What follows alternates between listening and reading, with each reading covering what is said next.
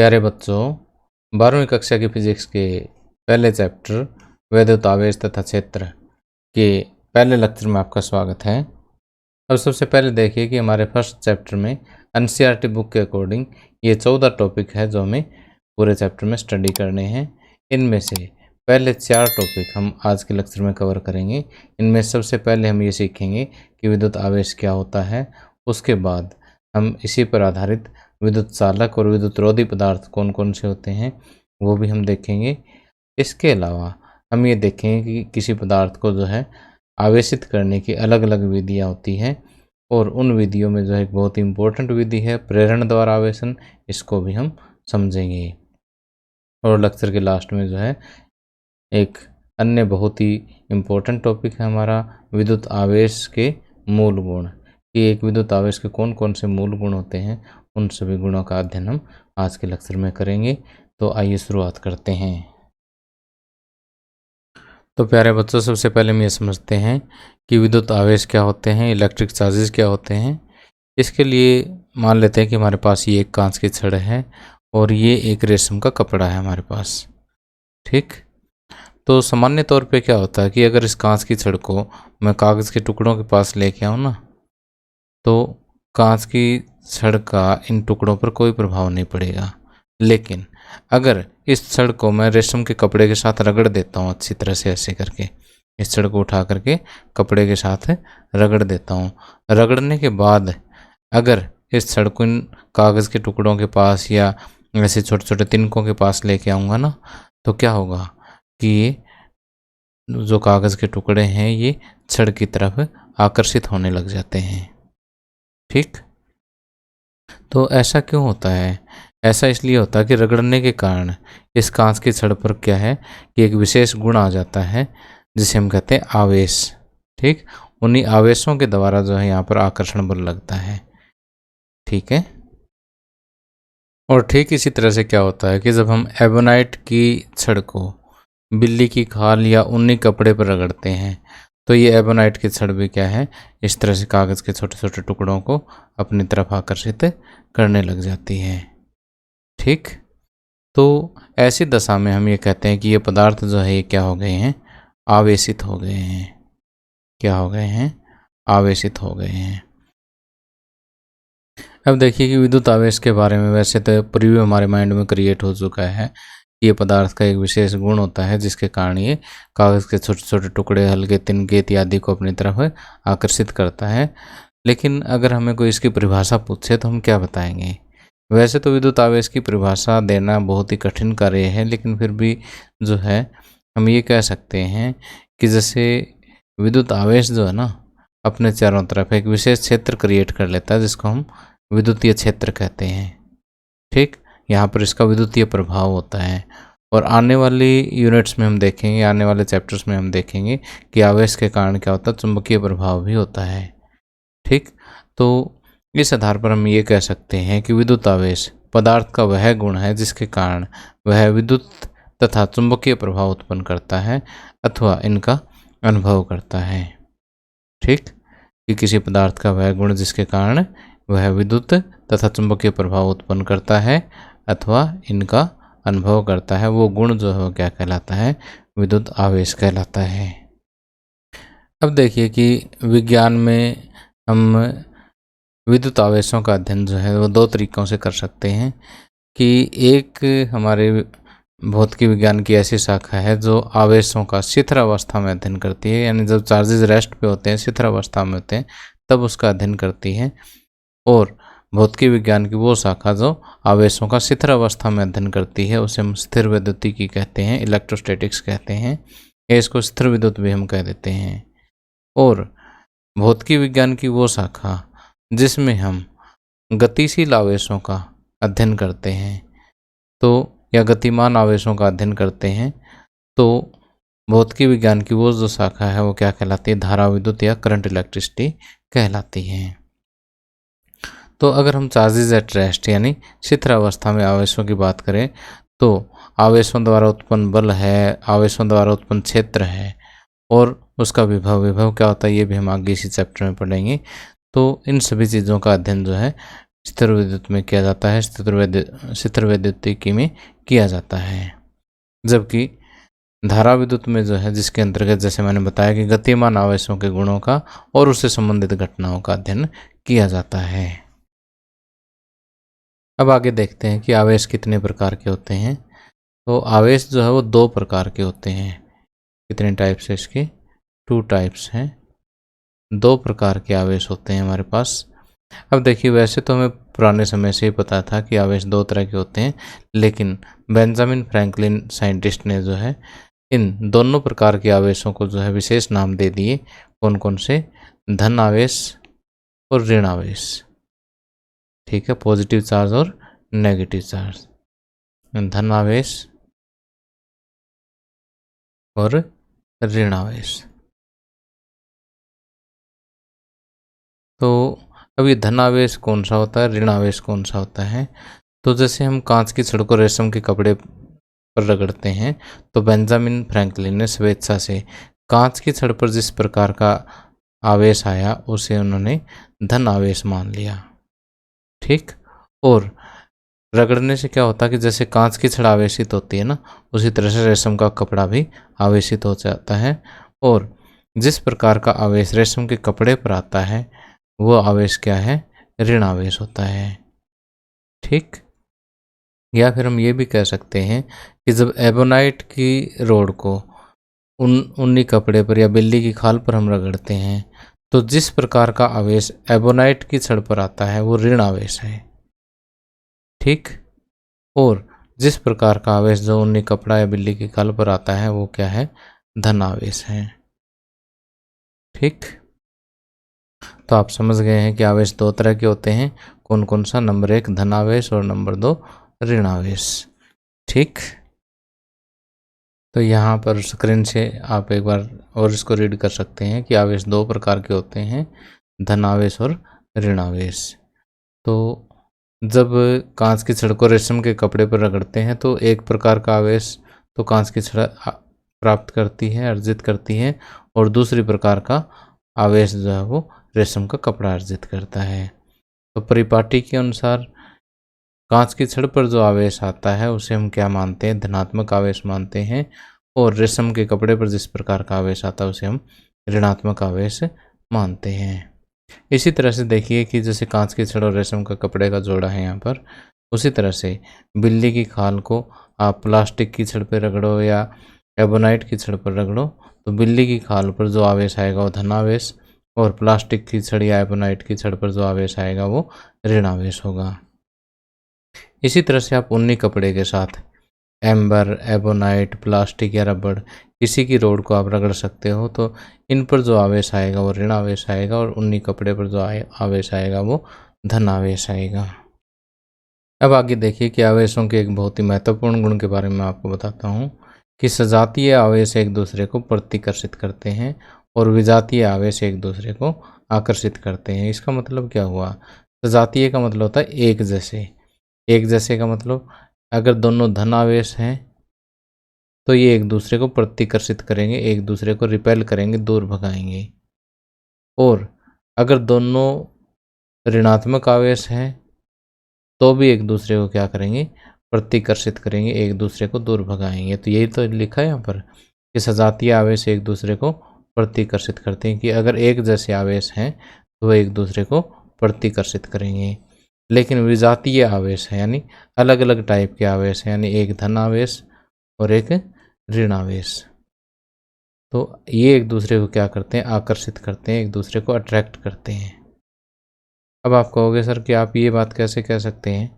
तो इसके लिए हम एक प्रयोग कर सकते हैं छोटा सा, कि जैसे मान लेते हैं कि हमारे पास ये एक कांच की छड़ है जो हम रेशम के कपड़े के साथ रगड़ करके ले आए हैं। दूसरी ऐसी ही छड़ अगर हम इसके साथ लेकर के आए तो इस छड़ पर भी कैसा आवेश है? धन आवेश। और इस छड़ पर भी कैसा आवेश है? धन आवेश। तो अगर ये धन आवेश है दोनों पे, तो ये जैसे हमने कांच की छड़ जो ऊपर वाली है ना, एक पतली धागे की डोरी के साथ, रेशम की डोरी के साथ जो हमने लटका रखी है, फ्रीली ये घूम सकती है। जैसे ही आप ये छड़ इसके पास लेकर के आओगे ऐसे दूर भाग जाएगी। ठीक। जबकि अगर आप दूसरा आप ऐसा करते हैं कि प्लास्टिक की छड़ है या एबोनाइट की छड़ है जिसके ऊपर ऋणात्मक आवेश है, इसके पास दूसरे ऋणात्मक आवेश वाले प्लास्टिक की छड़ लेकर क्या होगा, सेम वही घटना होगी कि ये छड़ जो है यहाँ से दूर भाग जाएगी। इसका मतलब ये जो है ऋण आवेश को प्रतिकर्षित करता है, यहाँ धन आवेश को प्रतिकर्षित करता है। और अब देखिए कि अगर हम एक कांच की छड़ और एक प्लास्टिक या एबोनाइट की छड़, यानी एक धन आवेशित छड़ और एक ऋण आवेशित छड़ अगर एक दूसरे के पास लेकर के आएंगे तो एक दूसरे को क्या कर लेगी, आकर्षित कर लेगी। ठीक, तो देखिए यहाँ पर जो मैंने आपको समझाया ना वो बिल्कुल सिंपल लैंग्वेज में लिखा हुआ, चाहे तो आप वीडियो पॉज करके इसको नोट कर सकते हैं, चाहे तो इसी वीडियो के डिस्क्रिप्शन में आपको इसकी PDF का लिंक मिल जाएगा, वहाँ से आप नोट कर सकते हैं। अब आगे हम देखते हैं कि विद्युतदर्शी या इलेक्ट्रोस्कोप क्या होता है। ये एक बिल्कुल सिंपल सा उपकरण होता है जो किसी वस्तु पर आवेश की उपस्थिति का पता लगाने के लिए काम आता है कि किसी वस्तु पर आवेश है या नहीं है। सबसे पहले विद्युतदर्शी की बनावट देख लेते हैं कि एक कांच की बोतल या कांच का जार होता है जिसके मुंह पर इस तरह से एक कार्क लगा होता है और उसके बीचों बीच जो है एक धात्विक छड़ होती है। धात्विक छड़ का जो ऊपर का हिस्सा होता है एक धात्विक डिस्क के साथ कनेक्ट होता है और नीचे के जो हिस्से हैं वहाँ पर दो ऐसे स्वर्ण पत्र जो है वो लटके हुए होते हैं। ठीक, तो ये सिंपल सी इसकी बनावट है। अब किसी वस्तु पर आवेश है या नहीं ये किस तरह से चेक करते हैं कि मान लेते हैं कि ये हमारे पास एक धातु कोई भी छड़ है, जैसे कांच की छड़ हमने ले ली, इस पर हमें चेक करना है कि विद्युत आवेश इस पर है या नहीं है। तो अगर ये इसके साथ हम टच करते हैं, यानी धात्विक डिस्क के साथ इस छड़ को टच करेंगे ना, जैसे इसके साथ टच करेंगे तो इसके ऊपर अगर आवेश है तो वो आवेश क्या है, इस डिस्क के थ्रू इस रॉड में ट्रांसफ़र हो जाएगा, धात्विक छड़ में जो है ट्रांसफ़र हो जाएगा। जैसे इस पर धन आवेश है तो धन आवेश पहले धात्विक डिस्क पे आएगा, उसके बाद धात्विक छड़ में आएगा, छड़ में जाने के बाद इन स्वर्ण पत्र पे आएगा। पहले तो देखिए दोनों स्वर्ण पत्र इस तरह से नीचे लटके हुए हैं दोनों। ठीक, जैसे ही दोनों स्वर्ण पत्रों पर धन आवेश आएगा तो धन आवेश क्या है, जैसे मैंने अभी बताया कि सजातीय आवेश एक दूसरे को प्रतिकर्षित करते हैं, दोनों धन आवेश एक दूसरे को प्रतिकर्षित करेंगे, ये पत्तियां खुल जाएगी। ठीक, तो अगर ये पत्तियां खुल जाती है, ठीक है, इनमें फैलाव होता है, तो इसका मतलब ये जो वस्तु हमने इसके साथ टच की है उस पर आवेश है। ठीक, और अगर ये पत्तियां नहीं खुलती तो इसका मतलब इस पर कोई आवेश नहीं है। अब जितनी अधिक खुलेगी ना ये, इनमें फैलाव जितना अधिक होगा उसका मतलब इस पर आवेश उतना ही अधिक है।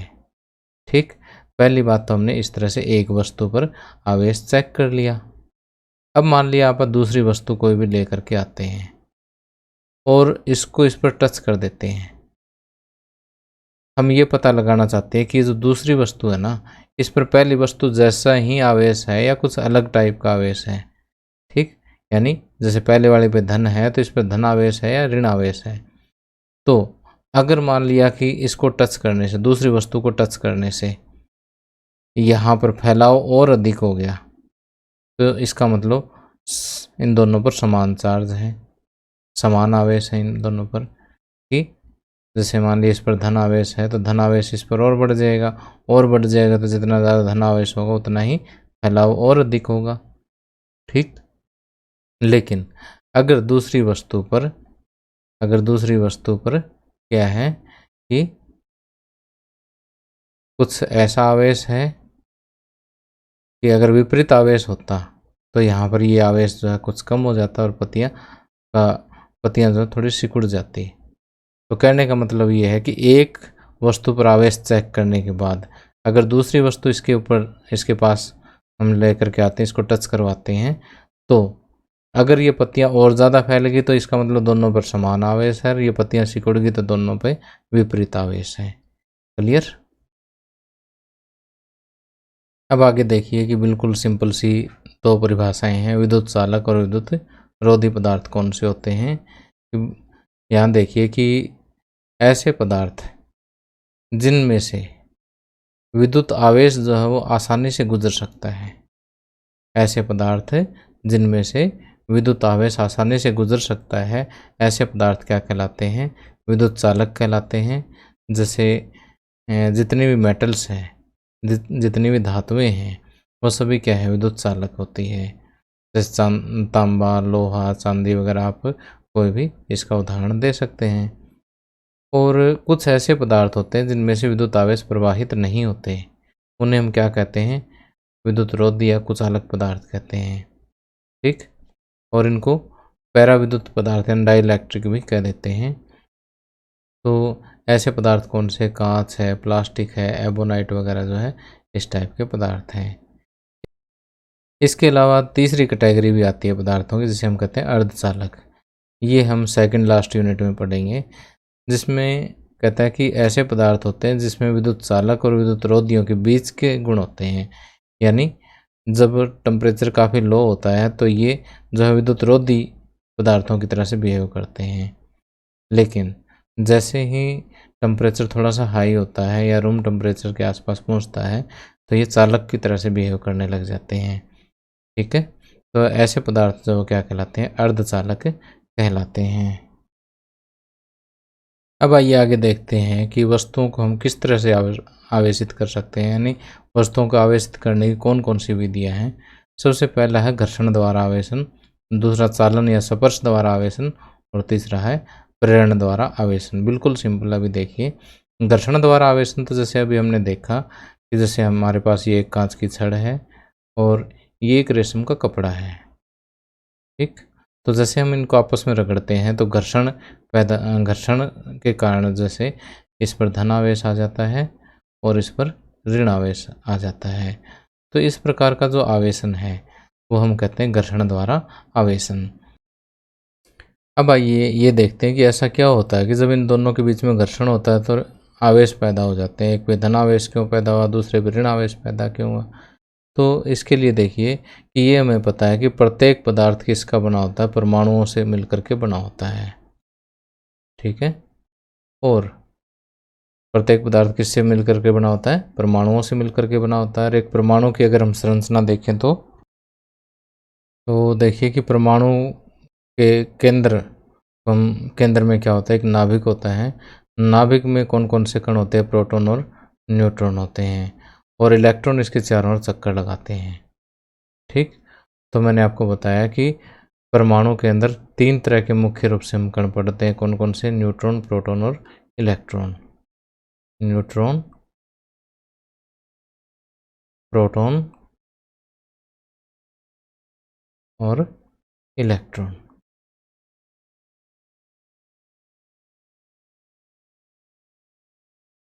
अब देखिए कि न्यूट्रॉन पर कोई आवेश नहीं होता, ये उदासीन होता है। प्रोटॉनों पर धन आवेश होता है, इलेक्ट्रॉनों पर ऋण आवेश होता है। अगर हम बात करें कि एक प्रोटॉन पर कितना आवेश होता है, अब अगर प्रोटॉन पर आवेश की मात्रा देखें तो कितनी होती है? इस पर 1.6 गुणा 10⁻⁻19 कूलाम इतना आवेश होता है, धन आवेश होता है ये। और एक इलेक्ट्रॉन पर इतना ही ऋण आवेश होता है, -1.6 गुणा 10⁻⁻19 कूलाम। यानी सेम आवेश होता है, लेकिन एक पर उतना ही धन और दूसरे पर उतना ही ऋण आवेश। इसके अलावा प्रोटॉनों की संख्या जो है वो इलेक्ट्रॉनों की संख्या के बराबर होती है। अगर किसी परमाणु के अंदर 10 प्रोटॉन है तो 10 ही इलेक्ट्रॉन मिलेंगे। ठीक, यानी एक परमाणु पर जितना धन आवेश है उतना ही ऋण आवेश है। तो परमाणु पर कुल मिलाकर के कितना आवेश हुआ? देखो, ये तो उदासीन है ही, इस पर जितना धन आवेश है उतना ऋण आवेश इस पे है, तो कुल मिलाकर के परमाणु भी क्या होता है? उदासीन होता है। ठीक, इस पर कुल कोई आवेश नहीं होता है। नेट चार्ज, नेट आवेश जो है इस पर क्या होता है? 0 होता है। लेकिन जैसे हम इनको आपस में रगड़ते हैं, रगड़ने से क्या होता है कि एक पदार्थ जिसके इलेक्ट्रॉन थोड़े से लूज बाउंड होते हैं, जिसके थोड़े से कमज़ोर आबंध से बंधे होते हैं, उसके इलेक्ट्रॉन जो है यहाँ से निकल करके दूसरे में आगे आ जाते हैं, क्योंकि घर्षण से क्या होगा? एनर्जी पैदा होगी। ठीक है, ऊष्मा पैदा होती है, वो ऊष्मा लेकर के इलेक्ट्रॉन यहाँ से निकल करके इसमें आ गए। अब देखो जैसे यहाँ से इलेक्ट्रॉन आए तो इलेक्ट्रॉनों की संख्या कम होगी, प्रोटॉनों की संख्या ज़्यादा होगी। यहाँ पर प्रोटॉनों की संख्या, इलेक्ट्रॉनों, जैसे इलेक्ट्रॉन निकल गए यहाँ से तो इलेक्ट्रॉनों की संख्या के मुकाबले प्रोटॉनों की संख्या ज़्यादा होगी, तो प्रोटॉनों की संख्या ज़्यादा होने पर इस पर क्या आ जाएगा, धनावेश। जबकि रेशम के कपड़े पर इलेक्ट्रॉन देखो बाहर से आ गए तो यहाँ देखिए इलेक्ट्रॉनों की संख्या ज़्यादा हो जाएगी, इलेक्ट्रॉनों की संख्या ज़्यादा होगी तो यहाँ पर ऋणावेश आ जाएगा। तो इस तरह से वस्तुएं जो है वो क्या हो जाती है, घर्षण द्वारा आवेशित हो जाती हैं। तो देखिए जो कुछ भी मैंने यहाँ पर आपको पढ़ाया है वो यहाँ स्क्रीन से आप नोट कर सकते हो, या जैसे मैंने बताया कि आप PDF डाउनलोड कर सकते हो या मेरी मोबाइल ऐप भी डाउनलोड कर सकते हो जिस पर आपके नोट्स जो है मिल जाएंगे। फ्रेश लेक्चरर आप प्ले स्टोर पर ढूंढ लेना, मिल जाएगा। आप लोगों जैसे यहाँ पर ये कॉर्नर पर है, ये पहचान लोगे आप, ठीक है। अब दूसरी विधि है किसी वस्तु को आवेशित करने की, जो है तालन या स्पर्श द्वारा आवेशन। तो इसमें क्या होता है कि देखिए यहाँ पर चित्र से समझाता हूँ मैं आपको कि मान लेते हैं कि ये हमारे पास एक अनावेशित गोला है या एक अनावेशित वस्तु है, और यहाँ पर ये मेरे पास धन आवेशित वस्तु है। तो जैसे ही मैं इस आवेशित वस्तु को अनावेशित वस्तु के साथ टच करता हूँ ना, तो टच करूँगा तो क्या होगा, इसका आवेश इसमें अनावेशित वस्तु में ट्रांसफ़र हो जाएगा। जैसे इस चित्र में दिखाई दे रहा है कि यहाँ पर ये आवेशित वस्तु थी या अनावेशित, इसका कुछ चार्ज जो इसमें ट्रांसफ़र हो गया, ठीक। फिर जैसे दोनों को अलग अलग करेंगे तो ये पहली वस्तु भी देखिए आवेशित हो गई। तो इस तरह से दो वस्तुओं को संपर्क में लाने पर जो आवेश की स्थानांतरण प्रक्रिया जो होती है उसको हम क्या कहते हैं, तालन कहते हैं, ठीक। तो तालन की खास बात क्या होती है कि जैसे ये जो वस्तु होती है ना, जो हम हमारे पहले से आवेशित है, उसके आवेश में कुछ कमी आ जाती है, और जितनी कमी आ जाती है उतना आवेश जो है वो अनावेशित वस्तु द्वारा ले लिया जाता है, ठीक। कि दूसरी वस्तु के आवेश में जितनी कमी आती है उतना पहली वस्तु द्वारा यहाँ पर ले लिया जाता है, क्लियर। और यहाँ पर जिस प्रकृति का आवेश यहाँ पर पहले आवेशित वस्तु पे था उसी प्रकृति का आवेश जो दूसरी वस्तु पर आएगा। जैसे यहाँ पर आपको चित्र में दिखाई दे रहा कि धन आवेशित थी तो ये वस्तु भी जो है धन आवेशित ही होगी, ठीक। अब तीसरा मेथड है किसी वस्तु को आवेशित करने का, दैट इज प्रेरण द्वारा आवेशन। प्रेरण में क्या होता है कि हम उस वस्तु को टच नहीं करवाते, ठीक है। जैसे मान लेते हैं हमारे पास ये एक ऋण आवेशित रोड है, अगर इसके द्वारा दूसरी वस्तु को आवेशित करना हो ना तो इसको टच नहीं करवाना होता, बिना स्पर्श किए। और विपरीत प्रकृति का आवेश जो है दूसरे वस्तु में उत्पन्न करना जो है वो क्या कहलाता है, प्रेरण द्वारा आवेशन कहलाता है। वह प्रक्रिया जिसके अंतर्गत एक आवेशित वस्तु द्वारा अनावेशित वस्तु पर स्पर्श किए बिना विपरीत प्रकृति का आवेश उत्पन्न कर दिया जाए वो क्या कहलाता है, प्रेरण द्वारा आवेशन कहलाता है, ठीक। तो प्रेरण द्वारा आवेशन के जो है 4 स्टेप्स हैं। पहले स्टेप के अंदर क्या होता है कि जैसे ये हमारे पास मान लेते हैं कि अनावेशित वस्तु है और ये इसके पास हम कोई आवेशित वस्तु लेके आते हैं, ठीक। आवेशित वस्तु लाने पर क्या होगा कि जैसे मैंने आपको ये बताया कि परमाणु के अंदर क्या होता है कि धन आवेश भी होता है और ऋण आवेश भी होता है, ठीक है। तो हम शुरू में ये मान के चलते हैं कि ये धन आवेश और ऋण आवेश दोनों एक ही जगह पर केंद्रित है, ठीक है, ऐसा हम समझ सकते हैं।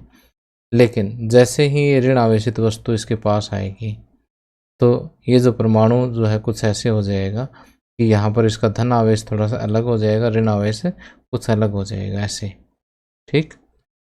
तो इसी तरह से इसका जो दूसरा परमाणु है उसमें भी कुछ ऐसा होगा कि इसका धन सिरा इधर, ऋण सिरा इधर खिंच जाएगा, इस माइनस के कारण ये प्लस इधर, ठीक है। इसी तरह से जितने भी परमाणु हैं उनका सभी का धन सिरा एक तरफ, ऋण एक तरफ, धन एक, ऋण एक तरफ, ठीक।